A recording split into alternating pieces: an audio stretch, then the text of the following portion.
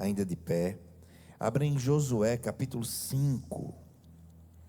Esse é o texto base. Eu tenho uma palavra de Deus para liberar sobre a sua vida.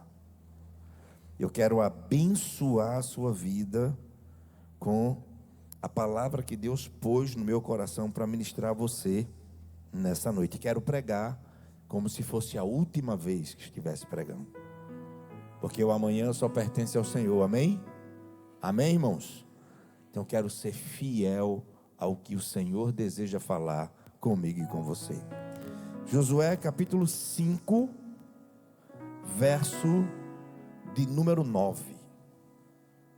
Olha o que diz o texto. Então o Senhor disse a Josué. Quem é que está falando? Quem está falando? O Senhor.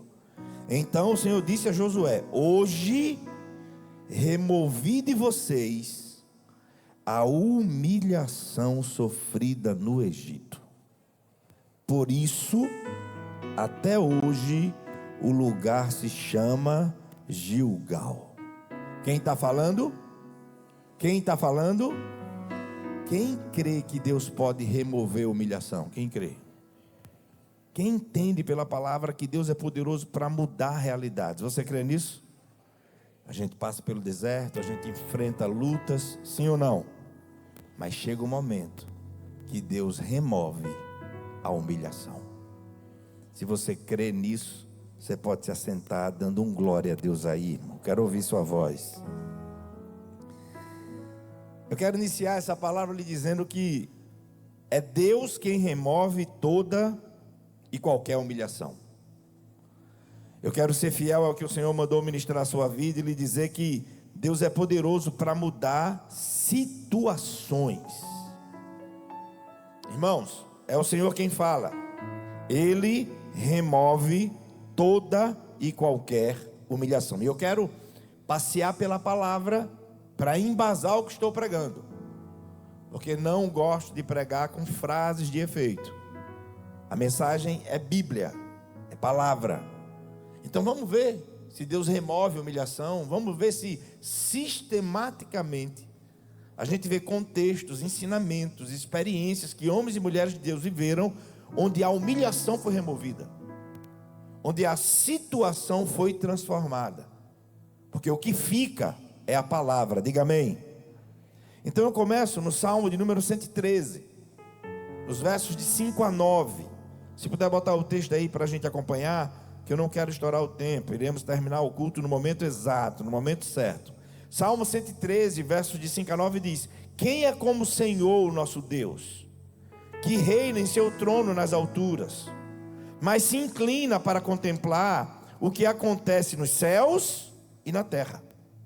Ele levanta do pó o necessitado, ele ergue do lixo o pobre, para fazê-los sentar-se com príncipes, com os príncipes do seu povo.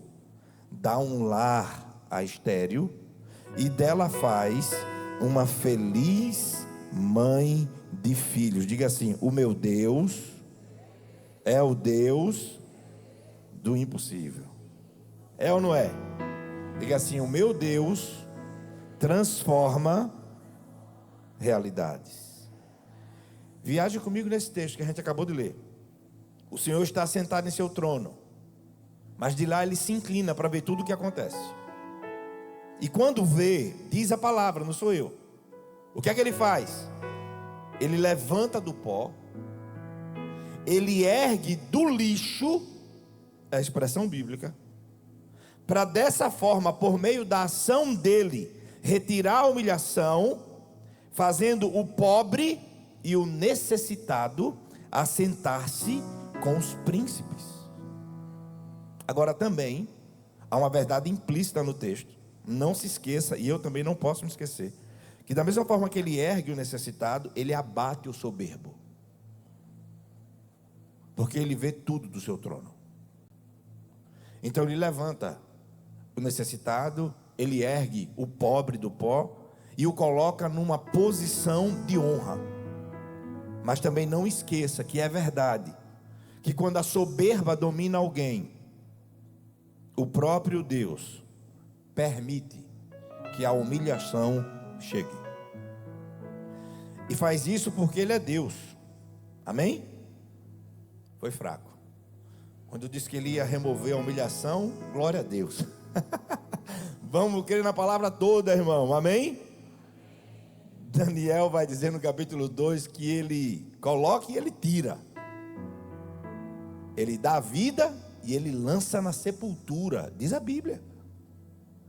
Você quer ver a pedagogia de Deus com o povo pelo deserto? Deuteronômio, capítulo 8, verso 2 e 3. Lembrem-se de como o Senhor, seu Deus, os conduziu por todo o caminho no deserto, durante estes 40 anos. Para quê? Para humilhá-los, para pô-los à prova, para ver quais eram as intenções do coração de vocês. O que é que Deus queria ver? Se na dificuldade vocês obedeceriam ou não. Mas depois os sustentou com maná que nem vocês, nem seus antepassados conheciam, para mostrar a vocês que nem só de pão viverá o homem. Ei, sua necessidade e minha necessidade não é meramente física. A minha, a sua vida não se resume a resolver o problema que está tomando conta da nossa mente. A nossa necessidade é muito mais do que isso. Muito mais. Humilhação, no texto bíblico que lemos, o texto base, Josué capítulo 5, verso 9, tem um sentido literalmente ali de desgraça, situação de vergonha. Foi o que Israel viveu durante muitos anos. Ali também significa abatimento, afronta, aviltamento, vexame, vexação, degradação. Por certo, alguns aqui não sabem o que é viver uma situação dessas. Quem sabe nunca passou por isso, que assim permaneça sendo, em nome de Jesus. Porém só sabe quem passou ou passa por uma situação de humilhação. Agora, ó, Deus transforma a humilhação em honra. Quem crê nisso? Salmo 136, verso 23. Aquele que se lembrou de nós quando fomos humilhados. O seu amor dura para sempre. José foi humilhado ou não foi por seus irmãos? Foi ou não foi? Talvez uma situação complicada no teu ambiente de trabalho. Irmão, quando Deus mudar a situação, não deixe a soberba tomar conta do seu coração. Não permita, porque ao soberbo o Senhor abate. Que possamos pôr em nossa mente e coração, que possamos aprender que o que precisamos quando estamos passando e vivenciando uma situação difícil, complicada de humilhação, é que precisamos tão somente que Deus se lembre de nós. A gente só precisa achar graça diante dos olhos do Senhor. Porque quando Deus se lembra de mim e de você, Ele muda a situação. Ele age, Ele transforma. O salmista diz: aquele que se lembrou de nós quando fomos humilhados. Ele está sentado no seu alto e sublime trono, mas de lá Ele se inclina e Ele vê a tudo e a todos. Agora me escute. Será que quando o texto bíblico, eu vou mostrar alguns aqui, diz assim, que Deus se lembrou, será que é porque Ele havia se esquecido de nós? Em nossa língua portuguesa, entendemos que quando lembramos de alguém ou de alguma coisa, obviamente é porque havíamos esquecido dela. Lembrar é trazer à memória, é fazer recordar. Esse é o conceito que temos. Só que existe uma diferença considerável entre o português e o hebraico, a língua original do Antigo Testamento. E para a gente entender esse texto, quando Deus diz que se lembra, você deve abrir mão do conceito no português. Porque na linguagem bíblica, quando se afirma que Deus se lembrou de algo ou alguém, significa que Deus dispensa a essa situação ou a essa pessoa uma atenção especial. Logo na Bíblia, quando se utiliza o verbo lembrar, não é porque se havia esquecido, Não é porque voltou a ter consciência, é porque Deus dispensa uma atenção especial. Na língua hebraica, quando fala que Deus lembra, sugere a ideia de solitude, ou seja, é desejo de Deus em atender uma necessidade e cuidar de forma minuciosa de alguém. Deus colhe todas as tuas lágrimas. Ele cuida de você e vai continuar cuidando. Quem crê nisso? Citar 4 textos. Gênesis 9, verso 15. Então me lembrarei da minha aliança com vocês e com os seres vivos de todas as espécies. Nunca mais as águas se tornarão em dilúvio para destruir toda forma de vida. Gênesis 19, verso 29. Quando Deus arrasou as cidades da planície, lembrou-se de Abraão e tirou Ló do meio da catástrofe. Êxodo capítulo 6, versos 5 e 6. E agora ouvi o lamento dos israelitas, a quem os egípcios mantêm escravos, e lembrei-me. Será que Deus havia se esquecido da aliança? Se você for entender um conceito português, você vai ter essa interpretação equivocada. Lembrei-me da minha aliança. Por isso, Moisés, diga aos israelitas: eu sou o Senhor. Eu os livrarei do trabalho imposto pelos egípcios, eu os libertarei da escravidão e os resgatarei com braço forte. Mais uns 2 textos. Números 10, verso 9. Quando em sua terra vocês entrarem em guerra contra um adversário que os esteja oprimindo, toquem as cornetas, e o Senhor, o Deus de vocês, se lembrará de vocês e os libertará dos seus inimigos. Salmo 98, verso 3. Ele se lembrou do seu amor leal e da sua fidelidade para com a casa de Israel. Todos os confins da terra verão a vitória do nosso Deus. Sabe por que o nosso coração tem que estar tratado devidamente? Porque quando Deus agir, você tem que tomar cuidado para não querer desfrutar dessa bênção de maneira equivocada. Porque Ele primeiro trabalha em nós e depois Ele vai agir por nós. Quem pode dizer amém? Então, com base nos textos que eu li para você, eu posso lhe afirmar seguramente que quando a Bíblia nos diz que Deus se lembra, toda vez que a palavra vai dizer isso, isso está dizendo que Deus age em favor daquela pessoa. A lembrança de Deus é sempre seguida por uma ação resgatadora e cuidadosa. E eu estou aqui nessa noite para dizer que essa é a ação de Deus na sua vida e na sua família. Ele sabe o que você está passando. Deus não realiza caprichos. Deus supre necessidades. Ele tem cuidado de você e da sua casa, e Ele vai continuar cuidando. Eu estou aqui nessa noite para te dizer e te assegurar com base na palavra, amém, irmãos? Que exatamente da mesma forma como Deus lembrou-se de Noé, lemos aqui, exatamente como Deus se lembrou de Abraão, como Deus ouviu o clamor do seu povo e lembrou-se da aliança, Ele não se esquece nem de mim nem de você. Às vezes a gente está tão focado nas circunstâncias que a gente se esquece de orar a palavra. Eu te tenho gravado nas palmas das minhas mãos. E se a gente crer de fato, a palavra se sobrepõe às circunstâncias, porque a palavra é a verdade. Agora, quando eu me deixo levar pelas circunstâncias, eu diminuo a palavra. E aí não é a fé que sobressai, porque a fé vem pelo e ouvir o quê? Se não é a fé que te orienta, o desespero vai tomar conta. Você vai de repente agir como der na telha. Vou fazer do meu jeito. Não, Deus está no controle, assentado no alto e sublime trono, e de lá se inclina e sabe que eu e você passa aqui, sabe de todas as coisas. Significa dizer, queridos, que Ele cuida de mim e de você.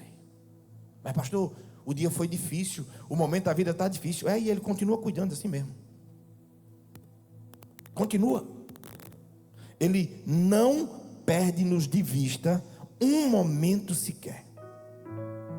Os olhos de Deus estão fitos em nós. Ele sabe tudo a nosso respeito. E eu estou aqui para profetizar a palavra de Deus sobre a sua vida. Quando o Senhor remove a humilhação da vida de alguém, ao mesmo tempo que Ele retira a humilhação, Ele devolve, Ele restitui a dignidade. Ele faz novas todas as coisas. O que foi que Ele usou o profeta Joel para falar para o povo em Joel 2:25? Eu vou restituir os anos que foram consumidos. E o que é que a Bíblia fala sobre restituição? A Bíblia me permite lhe dizer que a medida da restituição, quem define é Deus. Encontramos na Bíblia 2 vezes mais, como foi com Jó. Pode ser 7 vezes mais, isso que estabelece o Senhor. A medida dele é recalcada, sacudida e transbordante. Aquilo que olho não viu, aquilo que ouvido não ouviu, aquilo que não subiu ao coração de homem algum, é o que Deus tem preparado para aqueles que o amam. Ele vai retirar a humilhação e Ele vai agir com restituição. Quem crê nisso? Ato, efeito de restituir, restaurar, reabilitar, devolver. Se quando Ele tira a humilhação, Ele restitui com dignidade, o que é dignidade? O que é ter uma vida digna, pastor? Porque todo ser humano precisa desfrutar de uma vida digna. Essa é uma necessidade emocional e, por que não dizer também, espiritual, que todos nós temos. A dignidade se baseia no reconhecimento da pessoa como um ser digno de respeito. Isso é a coroa da criação. Quando Deus nos criou, Ele disse assim: é muito bom o que eu fiz. Na narrativa do Gênesis, quando Ele cria o ser humano, Ele o faz nos dando honra como coroa da sua criação. O que é que o diabo quer fazer com você? Vergonha. Aonde que ele quer te ver? Na sarjeta, preso no pecado. Ao invés de ter uma vida honrada em família, expor a família às vezes ao ridículo. Mas Deus é poderoso para remover toda e qualquer humilhação. Quem crê nisso? Vamos deixar a Bíblia falar? Marcos capítulo 5, você lê quando chegar em casa. Versículos de 1 a 5 fala sobre o endemoniado gadareno. Marcos relata de maneira detalhada. Vivia nos sepulcros, de dia e de noite vivia agonizando, gritando, se cortando com pedras. Os evangelhos nos mostra que a situação da vida desse homem era deplorável, vergonhosa. O que lhe sobra para viver são os sepulcros. Mas Jesus veio ao encontro dele. E a dignidade foi restaurada. A humilhação foi arrancada. Marcos capítulo 5, verso 15. Quando se aproximaram de Jesus, viram ali o homem que fora, porque ele faz novas todas as coisas. Fora possesso da legião de demônios. E como é que ele estava agora? Assentado. Como é que ele estava? Vestido. Estava como? Em perfeito juízo. E todos se espantaram quando viram ele. Agora, como um homem que não vivia mais um estado de humilhação, foi restituído por Jesus em sua dignidade. Ele teve sua vida de volta, seu respeito, reinserido na sua família, tratado com dignidade diante da sociedade. Dentre várias coisas, ressalto que Jesus restituiu a dignidade daquele homem, e a partir daquele encontro, ele pôde desfrutar de uma vida abençoada. Deixa eu te dizer uma coisa. Você precisa sorrir desfrutar da alegria do Senhor. O dia pode ser difícil como for, se tem algo que precisa ser intocável em nós, é a paz de Deus. Não fiquem ansiosos por coisa alguma, diz Paulo em Filipenses capítulo 4, a partir do verso 6. Mas em tudo, pela oração, súplicas e ações de graça, sejam as vossas petições conhecidas diante de Deus. E a paz de Deus, que excede todo entendimento, guardará a sua mente e o seu coração em Cristo Jesus. Essa paz deve ser indestrutível dentro de mim e de você. O barquinho da nossa vida hoje pode ter enfrentado uma tempestade, mas a paz dele guarda a nossa mente e o nosso coração.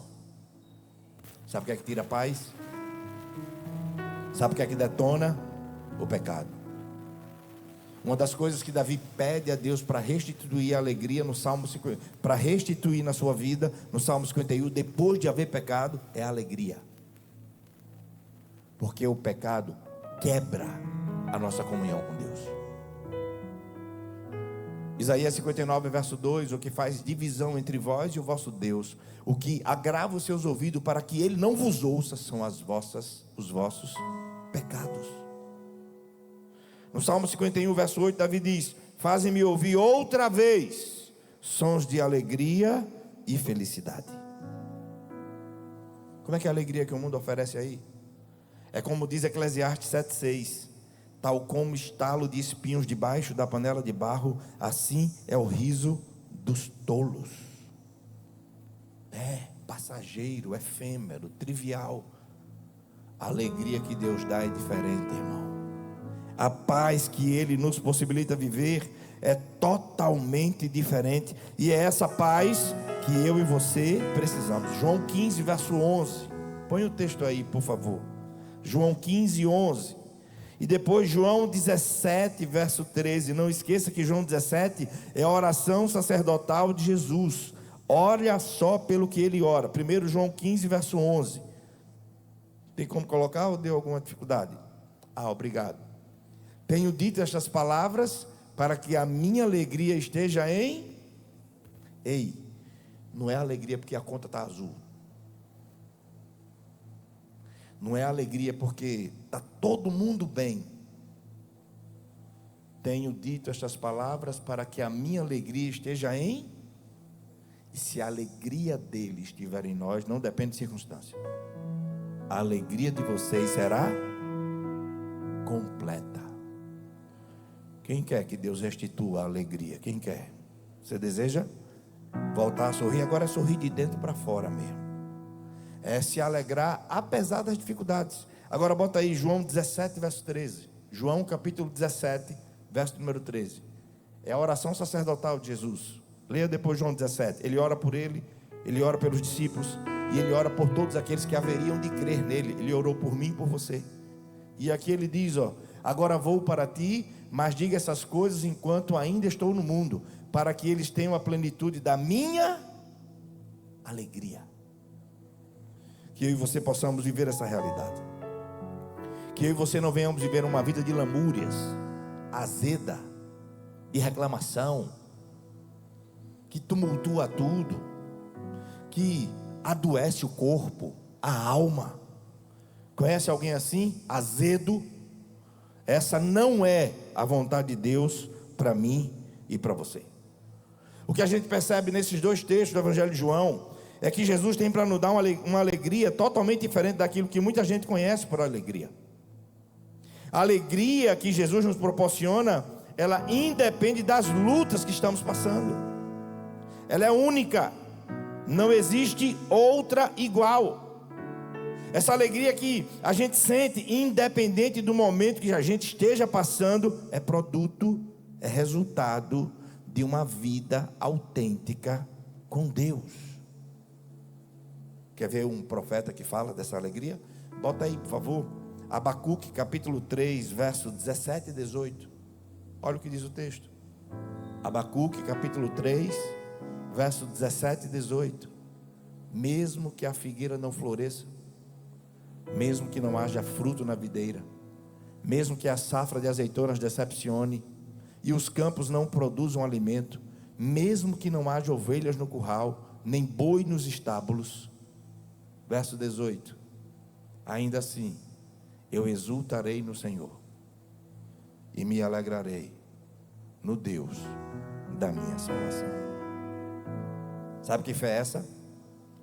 Apesar de, mesmo que, eu não vou deixar de me alegrar. Eu não vou deixar de entrar na casa do Senhor, levantar as minhas mãos e lhe adorar. Porque eu sei que a paz dele e a alegria dele, nos momentos mais difíceis da minha vida, vai me sustentar. E o que eu estou declarando sobre você é só a palavra. Salmo 30, verso 5, verso 11 e verso 12. O choro pode persistir uma noite inteira, mas a alegria vem ao amanhecer. Mudaste o meu pranto em dança, a minha veste de lamento em veste de alegria, para que o meu coração cante louvores a ti e não se cale. Senhor meu Deus, eu te darei graças para sempre. Como é que você se encontra hoje? O que é que a vida está fazendo com você? Como você tem reagido aos desafios que você está enfrentando? Como é que você chegou aqui? Para baixo? Sem saber como é que vai ser amanhã? Deus vai mudar a tua história em nome de Jesus. Ele tem renovo para a sua vida. Você lembra de Jó, né? Jó passou por uma humilhação terrível. Jó perdeu tudo: filhos, bens, saúde, amigos, posição. Até sua mulher lhe propôs amaldiçoar a Deus e morrer, porque ela já não aguentava mais tamanha humilhação. Ainda conservas a tua integridade? Amaldiçoa o teu Deus e morre. Perceba atentamente o que o Senhor fez na vida e na família de Jó. Seus bens, Deus restaurou. Jó 42, verso 10. Depois que Jó orou por seus amigos, o Senhor o tornou novamente próspero e lhe deu em dobro tudo o que tinha antes. O Senhor lhe restituiu em dobro, seus negócios prosperaram outra vez, seus empreendimentos deram certo, porque o Senhor é aquele que restaura e restitui. Quem crê nisso? Mas a gente não pensa só em coisas. Ele restaurou a saúde. A bênção de Deus o enriqueceu e o Senhor restaurou a sua saúde. Jó 42, versos 16 e 17. Depois disso, Jó viveu 140 anos. Viu seus filhos e os descendentes deles até a quarta vida longa. Vida longeva é sinal da bênção de Deus. Passou por um perrengue enorme, sim ou não? Mas Deus restituiu. O que é que ele restaura mais? Ele restaura o casamento de Jó. Jó 42, verso 12 e 13. O Senhor abençoou o final da vida de Jó mais do que o início. Irmão, o cara era o homem mais rico do Oriente. E a Bíblia vai dizer que a sua doença era uma chaga só, da ponta da cabeça à planta dos pés. Sabe o que é que Jó teve que passar? Teve que sair da casa, teve que ficar fora da cidade. E quando alguém se aproximava, ele tinha que dizer: imundo, imundo. A vida muda.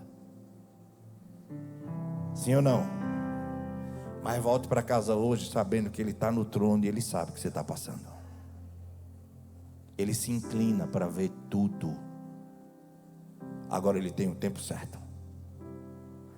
De mais rico do Oriente, tinha que ficar fora da cidade, na entrada da cidade. E quando alguém se aproximava, ele tinha que dizer: imundo, imundo, não se aproxime, porque eu posso lhe contaminar. Não se aproxime. E a Bíblia diz que o Senhor abençoou a vida dele. Quem olhou, sem dúvida nenhuma, disse o quê? É o fim de Jó, sim ou não? Ele viu até a 4ª geração dos seus descendentes.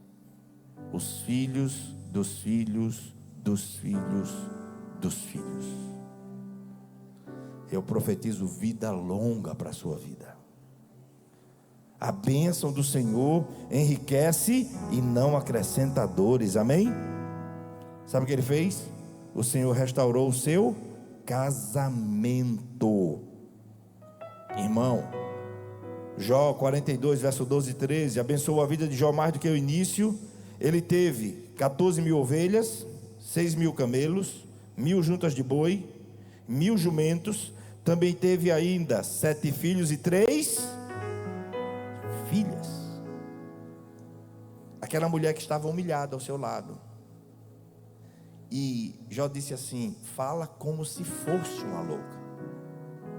Num ato de desespero, o testemunho do seu marido impacta ela. Como você pode conservar ainda a sua integridade?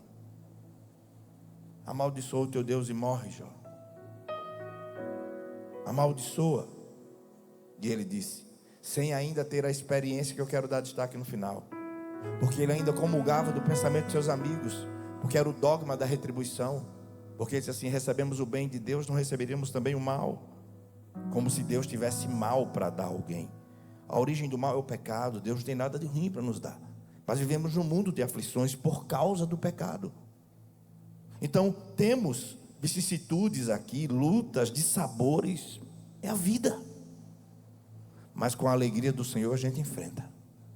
Na força dele que se aperfeiçoa na minha e na sua fraqueza, a gente vai vencendo um dia após o outro, amém? E eu quero terminar essa mensagem mostrando para você como Deus fez na família de Jó. Tudo o que foi destruído, Deus restaurou. Absolutamente tudo. Os bens, o casamento, seus filhos. Aquela mulher que estava humilhada, amargurada, e posso ter uma conclusão equivocada, mas o que me parece no texto é que há uma certa revolta pela situação que seu marido enfrenta, que aconselhou ele para amaldiçoar, encerrar aquilo, foi curada. E gerou mais 10 filhos. Porque Deus transforma realidades. Quem mais humilhou Jó? Seus amigos. Que quem tem amigo como aquele não precisa de inimigo, pode ter certeza. E sempre que eu passeio pelo contexto de Jó, eu aprendo uma coisa, irmão: quando você não tiver uma resposta para explicar o sofrimento de alguém, a luta de alguém, irmão, só ore. Porque o que os amigos de Jó fizeram durante todo o tempo foi tentar convencê-lo que aquilo que ele estava passando era porque ele pecou. E a crise de Jó é: eu não pequei. Porque eles também criam no quê? No dogma da retribuição. Se acontecer alguma coisa ruim, é porque você pecou e Deus está lhe castigando. Como é que Jó sai dessa situação? Eu te conhecia só de ouvir falar, mas agora os meus olhos te veem. Que a sua família conheça Deus, não apenas de sentar aqui na igreja e ouvir uma palavra. Que a sua casa conheça Deus, sabe de quê? De vocês orarem na mesa da casa de vocês e vocês verem Deus responder a oração de vocês. Porque não pode ser só de ouvir falar. Concorda comigo? Eu estou aqui no meu ministério para fazer isso. Desse púlpito, vou pregar sempre. No que depender de mim, apesar da minha limitação, me agarrando com a graça de Deus, quero ser bênção na sua vida. Mas só ouvir aqui não é suficiente. Você tem que ver Deus agir na sua casa, na sua vida. Qual é o lugar de oração da tua casa? Onde é que você entra, fecha a tua porta e rasga o teu coração? Aonde é que você tem experiências com Deus? Aonde? Os amigos de Jó também restaurou, lhe acusavam de ter pecado. Para eles, a causa do pecado de Jó, da situação de Jó, era que ele havia pecado, e Deus os fez ver a loucura e a injustiça que haviam cometido contra Jó. Porque Deus transforma humilhação em honra. Jó 42, versos de 7 a 10, olha só o que diz o texto. Está escrito: depois que o Senhor disse essas palavras a Jó, disse também a Elifaz de Temã: estou indignado com você e com seus 2 amigos, porque vocês não falaram o que é certo a meu respeito, como fez o meu servo Jó.